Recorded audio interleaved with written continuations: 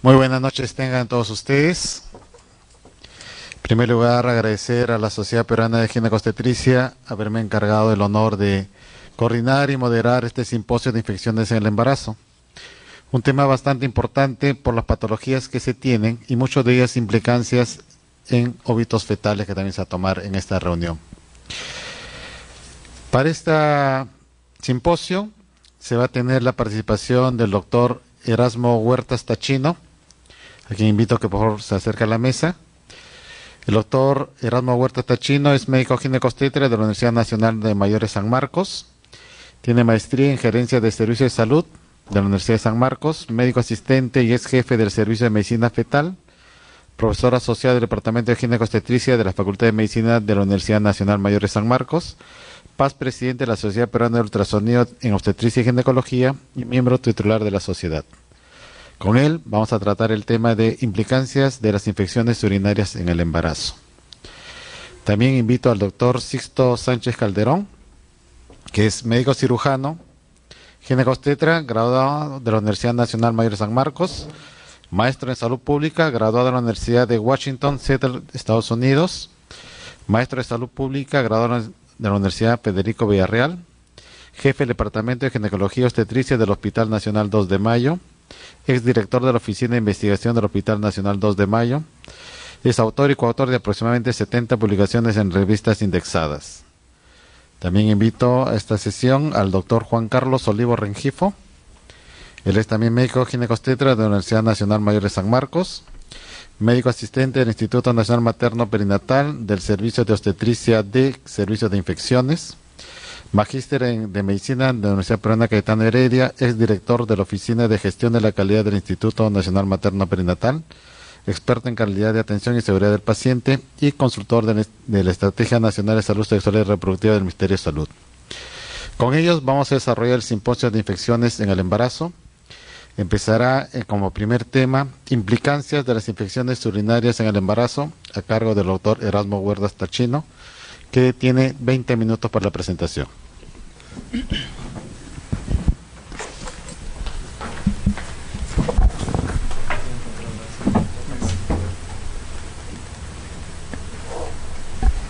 Buenas noches. Primero quería agradecer a doctor Luis Mesa por la invitación para participar en este simposio y agradecerles a todos ustedes su presencia el día del partido, del clásico, del Pacífico Perú-Chile. Tenía mis entradas ahí, ya no estamos yendo. Y vamos a revisar rápidamente lo que es ITU en el embarazo, pero desde el punto de vista de las implicancias. Todos sabemos que las infecciones urinarias representan la infección bacteriana más común durante el embarazo. Y estas infecciones urinarias se van a clasificar por el lugar donde la bacteria va a proliferar. Puede ser en la vejiga o puede ser en el riñón. Y también sabemos que sin tratamiento oportuno pueden originar graves complicaciones, tanto para la madre como para el recién nacido. La primera de las infecciones urinarias que tenemos que reconocer es la bacteriuria asintomática, que es la colonización bacteriana del tracto urinario bajo sin síntomas.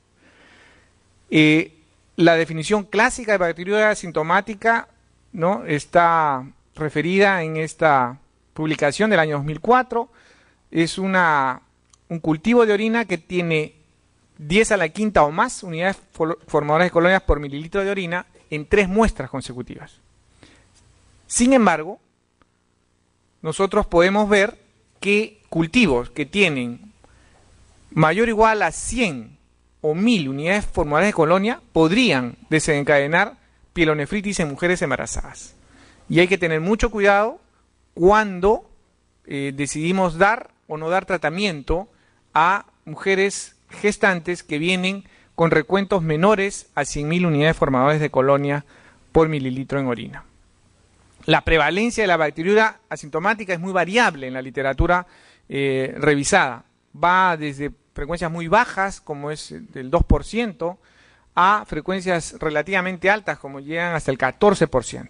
Y los factores que predisponen a que una mujer tenga bacteriuria durante el embarazo son el nivel socioeconómico bajo, la multiparidad, la conducta sexual, la historia de infecciones urinarias anteriores y algunas condiciones médicas preexistentes como la diabetes, mellitus o el SIDA. ¿Cuál es la historia natural de la bacteriuria sintomática? Vean, sin tratamiento, en un 20 e incluso 40% pueden progresar hasta una pielonefritis. Sin embargo, con tratamiento se va a reducir a solo 3%. Y los patógenos comúnmente involucrados en el desarrollo de la bacteria sintomática son la E. coli, con un 80-90% de prevalencia, seguida por la Klebsiella, Proteus, Pseudomonas y los gram positivos como Streptococcus o Staphylococcus. ¿Cuál es la mejor conducta frente a esta entidad?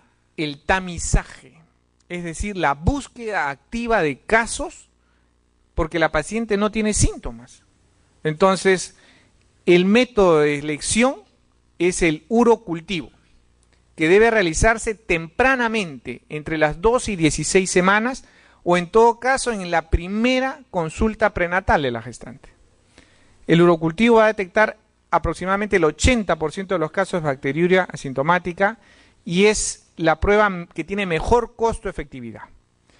Hay algunas alternativas para algunos sitios donde no se puede realizar urocultivo por cuestiones logísticas y es el dipstick, las tiras reactivas. Estas tiras tamizan para piuria, nitritos y leucocitoesterasa y tienen una sensibilidad que va para algunos desde el 50%, lo que le hace una prueba muy mala, pero algunos otros hasta el 92%, lo que le hace alguna prueba comparable al urocultivo. Lo importante de las tiras reactivas es su valor predictivo negativo, porque generalmente cuando es negativo, el 99% de veces no hay infección. La única observación que le hacen a esta prueba es que va a requerir un elevado número de bacterias en orina para dar resultados positivos. El tratamiento de la bacteria sintomática, que no es motivo de esta reunión, solamente mencionarlo, puede ser, en cuanto a la duración, un tratamiento estándar de 7 días, pero también algunos recomiendan tratamientos ampliados, hasta 2 semanas. Hay algunos, como el laboratorio que está auspiciando esta sesión, que hablan de la dosis única, un solo día, y otros hablan de incluso tratamientos acortados de solo 3 días. Cualquiera de estos tratamientos o cualquiera de estos esquemas de tratamiento es efectivo para el manejo de la bacteria sintomática. El medicamento de elección debe ser de acuerdo al resultado del antibiograma. Empíricamente podemos dar cefalexina o nitrofurantoína que tienen un buen espectro de acción frente a estos patógenos. ¿Cuáles son las implicancias? ¿Qué es lo que motiva esta reunión? Maternas, el riesgo incrementado de desarrollar ya infecciones sintomáticas como la cistitis o incluso infecciones más graves como la pielonefritis. Y las implicancias fetales, lo que clásicamente conocíamos era que aumenta el riesgo de parto pretérmino en 2 veces y el riesgo de bajo peso al nacer. Sin embargo, debemos reconocer el día de hoy que hay una nueva y grave implicancia de la bacteriuria asintomática en el recién nacido, y es el retardo mental y el retardo psicomotor. Esta es una publicación del año 2008 de McCormick, del grupo inglés, que nos dice que las pacientes que desarrollan bacteriuria asintomática en el embarazo tienen 1.4 veces más riesgo de desarrollar retardo mental o retardo psicomotor, y con un intervalo de confianza significativo que va del 1.0 al 1.9. Y esto viene a raíz de una publicación del doctor McDermott en el año 2000 que evalúa, ¿no?, los riesgos, ¿no?, de retardo mental, ¿no?, después de la infección urinaria durante el embarazo, y compara, ¿no?, un grupo con prescripción incompleta, no completada, versus los que no tuvieron infección urinaria, que es el grupo control, y encuentra, vean, un riesgo relativo en el tercer trimestre de 1.42 con un intervalo de confianza de 1.12 a 1.81. Y si luego hace otra comparación entre los que recibieron una prescripción incompleta versus los que tuvieron infección urinaria y recibieron tratamiento completo, también hay 1.39 veces mayor riesgo de desarrollar retardo mental. Entonces, vean que esto es algo que muy pocos conocíamos y que pone en el debate a lo que es el diagnóstico oportuno y el tratamiento de esta condición que parece muy simple, pero que puede estar originando graves secuelas en nuestra población infantil. Las consecuencias maternas, parto pretérmino, vean, también hay relación con hipertensión severa y preeclampsia, anemia, y anemia producida por hemólisis por endotoxinas de las bacterias y corioamnionitis, y todos tienen un riesgo significativo, ¿no?, con un intervalo de confianza que está por encima del 1. Entonces, vean, la bacteriuria asintomática no puede ser menospreciada, no puede ser olvidada por nosotros los ginecobstetras, porque tiene consecuencias muy severas tanto en la madre como en el recién nacido. La cistitis, que se caracteriza por la presencia de disuria, polaquiuria y tenesmo vesical, puede haber también piuria y hematuria, pero lo característico es que la paciente no tiene compromiso sistémico. Tiene una prevalencia que llega hasta el 4% y el diagnóstico es básicamente clínico por los síntomas que nos refiere la paciente y la presencia de un urocultivo positivo. El tratamiento se recomienda un tratamiento entre estándar y ampliado, es decir, 7 a 14 días, y el medicamento de elección empírica también es similar que para la bacteriosis sintomática, es decir, cefalexina o nitrofurantoína. Si una cistitis, ¿no?, nos da sintomatología, pero el urocultivo sale negativo, hay que pensar que la paciente puede tener un síndrome uretral. Y en estos casos hay que descartar infección por clamidia, un patógeno que causa severos daños en el recién nacido, ¿no?, y que el tratamiento es muy fácil, incluso con una monodosis de acitromicina. Entonces hay que tener en cuenta este tipo de problema en el embarazo. Las implicancias de la cistitis en la madre, vean, a diferencia de la bacteriosis sintomática, la cistitis no aumenta el riesgo de desarrollar pielonefritis, pero en el recién nacido sí aumenta el riesgo de parto pretérmino y el riesgo de sepsis neonatal, por lo tanto el riesgo de muerte perinatal. Finalmente, en lo que respecta a pielonefritis, que es la más grave de las infecciones urinarias en el embarazo, se va a caracterizar por la presencia de síntomas de la infección urinaria baja que hemos visto anteriormente, es decir, de la cistitis, pero asociados a evidencia de compromiso sistémico. Y cuando hablamos de compromiso sistémico nos referimos a fiebre, náuseas y vómitos, dolor lumbar, taquicardia fetal, y pueden haber incluso signos y síntomas de deshidratación aguda en esta paciente.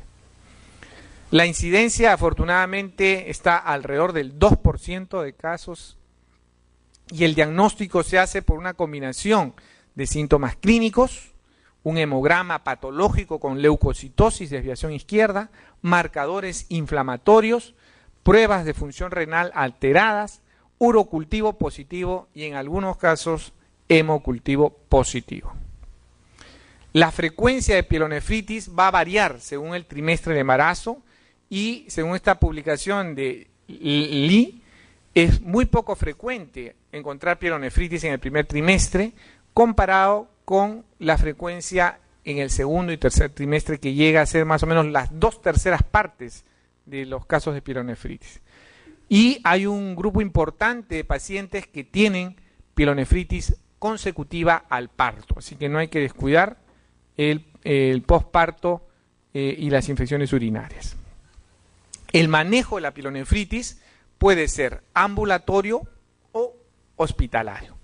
El manejo ambulatorio, como ustedes bien pueden ver ahí, es excepcional, reservado para pacientes que solamente tienen síntomas mínimos y que toleran la vía oral, porque el manejo ambulatorio es con antibióticos por vía oral.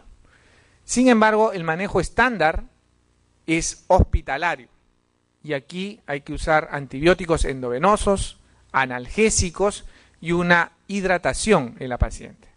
La duración mínima del tratamiento de la pielonefritis es de 10 días, pero lo recomendado es 14 días e incluso algunos recomiendan extenderlo hasta 21 días para evitar las reinfecciones.